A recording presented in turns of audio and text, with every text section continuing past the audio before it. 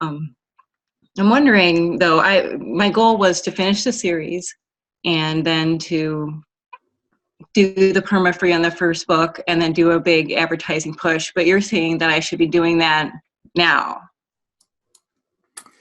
It kind of depends how big your platform is.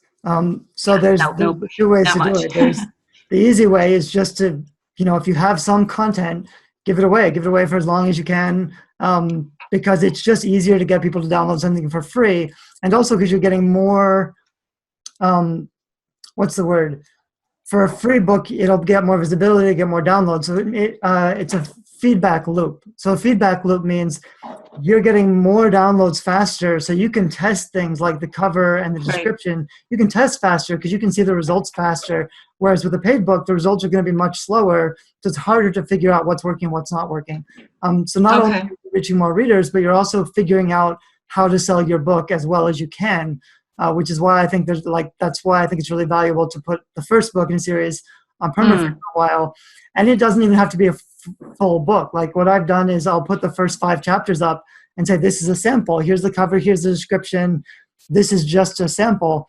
That can be my Permafree book while I'm writing the book. And 6 months later, when the book is done, those people who have read the sample have signed up for an email list, and I can say, hey, the book is finished. Here's the book. Here's they can buy it or they can download it for free. So it doesn't necessarily have to be the full book, especially like if you only have one novel and it takes you like a year to write a novel, it's hard to give it away. But I think when you're starting off, it's really hard to sell a book. Especially if you only have one book out, it's hard to make money with it anyway. So if you're not making any money anyway, and you're spending money on advertising, you might as well be giving it away for free and not spending money, and probably getting better results. Anyway, so that's what I usually recommend. You've looked at my cover and you said you didn't get the sci-fi vibe from it. I'm considering when I do my box set to get a different cover and maybe push that because it would be more in alignment. Or would you suggest going ahead and looking at new covers at this time before I even launch book 3? You always want book 1 to be as good as it can be. Like the one that's like leading people in, that's the most important one. So like the box set or book 3 might be an opportunity to test out new covers, but really you won't get as much feedback as you would by switching it on book 1. So I would try to get some, like you can buy some cheap pre-made sci-fi covers for under $100. If you find a really good sci-fi cover and you throw it up on Kindle for book 1 just to see what happens, you may see that you get double the sales or double the downloads, and suddenly, like, that's great. If you can do that for under $100, those are great results. But if you don't get those results, then you could try another cover. You could go back to the original one. I'm looking for, what's the name of your book again? Frozen Hearts is the first one, under Pamela Stewart.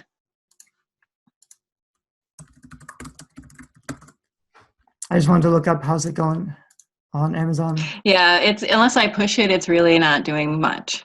Right, which is hard because you can't just push the book all the time. Yeah, so I mean, I think I said this before. The cover looks good. It's fine. It looks like a romance. It looks kind of like a young adult romance. Maybe before I was seeing the thumbnail on Facebook, so it was just like too small and I couldn't see anything. I get that there's a sci-fi vibe. I think that it's the background that's kind of like a digitally, what's the word, like a computer board, like a motherboard or something. I can see that like close up. It doesn't really look like young adult sci-fi because most young adult sci-fi will focus more on one protagonist, one main character, and one background. And also you usually want a background with depth. So like you want a background that's a world that looks interesting, that's like a sci-fi world. So you kind of have that, but it's covered up with the graphic on top. It's kind of an Arctic background, I think, but it's hard to kind of see. So it doesn't really look like a foreign planet, which it might be. And it looks really romantic because you have a couple there. And he has like, the guy has, he's like half robot, I assume. Yes, like he is. Yeah, he's but those are so dark that I really have to look to see those. So like I would brighten those a lot to make it more obvious. And even so, it's kind of implied with a lot of young adult sci-fi, it's implied that there's some romance without needing to show romance on the cover. Yeah, so I don't think you're like I think the cover's fine, but I think a better cover could probably have better results. Help. On the other hand, you're pricing at $2.99 and there's only 18 reviews. So those are Yeah. also things that are hurting. So like you can try a new cover, but then that may not be the only thing that's slowing you down. Okay. So you So do you also, think perma-free first before the new cover and see if, because when I did my free days, I ended up getting in the top 100 of the store of free. So Mhm. I thought that was pretty good. How long ago was that? That was a few months ago Okay. when I did a 5-day free run. So it's good to reach new readers. You may not have had a strong opt-in funnel. I don't know what your opt-in offer is like at the back of your book one, but if you get, I mean, it's difficult because, and I said this in a video I made earlier, but when people finish reading your book, they may just be done. So even if people download it for free and even if they read it, they may not sign up to your email list, which means you may not be able to build a relationship and ask them for book reviews. So if you got like a lot of downloads, but you didn't get the reviews afterwards, that's because you're not getting them on your list and building a relationship. Because if you had a stronger opt-in offer in the back of book one, and usually in the back of my books ones, I'll say, you know, continue reading, read the next 3 chapters of book 2, or read a sample of book 2, or get the full book 2 when it's done for free. I'll have something that's a really good offer, but also you want to have an author's note in the back of your book one before you get to an opt-in offer, Okay. because even if they finish reading the first book, they don't really care about you yet. They don't know you. They don't care about you, even if they finish reading the book. But if you have a note from the author talking about the process of how you wrote this book and why you wrote this book, it's kind of like making a bridge between you as the author and the fiction that they've just read. You want to put that inside the book because most people will never make it to your email list or your website. So you want to try to build a relationship even inside the book, and then have your opt-in offer so they sign up for something. It's difficult to get reviews, but it's easier if you can get them on your list and build a big list first. It makes it so much easier to get book reviews. And if you have a big list and you get more book reviews, then it's easier to sell the book. But I think it's hard to sell a $2.99 book unless you have a lot more reviews. And probably a stronger cover. I think your cover's fine. It'd be fine for free book, maybe for 99-cent book. But like the more you price your book, the harder your cover and your description and your reviews are going to have to work to sell the book. Yeah, my opt-in was just the mailing list, and as well as it. There was 3 things I have in the back. I have a link to book 2, sign up for my mailing, and please leave a review if you enjoy this book. So the one that's please leave a review doesn't work very well, but I did get 60 when I did the free run. I did get 60 buys on book 2, so Okay, I didn't think that was horrible for brand new author. Yeah, that sounds pretty good. Pretty good read through. And it was at 99 cents. It wasn't free. It was, and then I upped the price after that. So To imagine $2.99. if you gave the book away permafree, and Yeah, I think you're in Kindle Unlimited, so I think you can't do it permafree not right for now, now. but Yeah. you could later. And eventually, I think when all my series are totally done, I'll put all the book ones on Free. permafree, probably because I know I'll be making more money in the long run. But I know it's difficult when you only have 1 or 2 books, and you Yeah. don't you want to make some money at least to cover the advertising costs, or like because the costs add up for your email list and for your website and everything. So it's difficult not to be making any money, but I still think like giving your books away for free is just more powerful than spending money on advertising. And little things like if you just ask them to sign up for your list, or you ask them to leave a review, every author asks for that. You have to find a way to get their attention in the back of the book so they pay attention to you. It's kind of like, okay, the book is done. Look at me. Here's my amazing story. Here's this amazing giveaway. Like sign up to win some huge prize. Like you have to get their attention Okay. to pull them back on your list.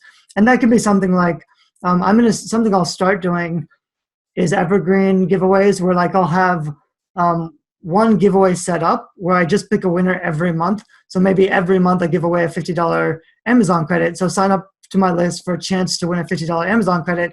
And every month I spend $50. But just that little offer will probably get a lot more people signing up to my list. So for $50 a month, that's not terrible. And that's just like, that's one giveaway that I can set up. and I just I leave it open, and I just every month I'll just pick a winner and send them some Amazon credit.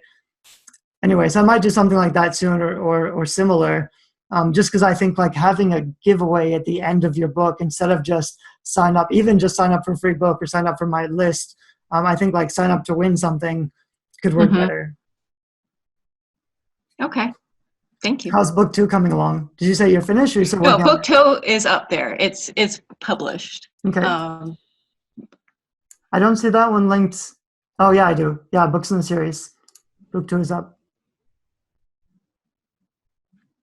And then I have a short story as well in the same world, which I use as a loss leader for the mailing list.